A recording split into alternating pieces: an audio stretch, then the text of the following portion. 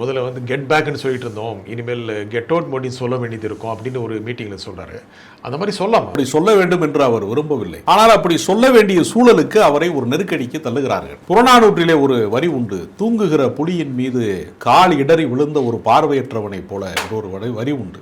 கண் தெரியாத ஒருவன் வந்து தூங்குகிற புலி மீது இடறி விழுந்தால் அது சீற்றத்துக்கு ஆளாகும் சொல்வாங்க. அது மாதிரி மும்மொழி கொள்கை என்கிற பெயரிலே தமிழ்நாட்டிலே ஏற்கனவே ஒரு இருமொழி கொள்கை இருக்கிறது. ஆங்கிலத்தை கற்ற காரணத்தினால் உயர் பதவிகளுக்கு போன தலைமுறையை நாம் கண்முன்னால் பார்த்து கொண்டே இருக்கிறோம். இந்தி கற்றதனால் அல்லது இந்தி பேசுவதனால் ஒருவருடைய வாழ்க்கை தரம் என்னவாக இருக்கிறது என்பதை வடமாநிலங்களிலே இருந்து வருகிற உடல் உழைப்பு தொழிலாளர்கள், உதிரி பாட்டாளிகள் நம் கண்முன்னாலே நம்முடைய ஊர்களிலே குறைந்த கூலிக்கு அவர்கள் வேலை செய்து கொண்டிருக்கிறார்கள். ஒரு வர்க்க பார்வையோடு சொல்லுகிறேன், அவர்களுடைய வாழ்க்கை முறை இவ்வளவு கீழாக கிடப்பதற்கு, வடமாநிலங்களிலே இருப்பதற்கு பாஜக போன்ற மதவாத சக்திகள் அல்லது மத்திய அரசாங்கம் பொறுப்பேற்றுக் கொள்ள வேண்டும். முதல்ல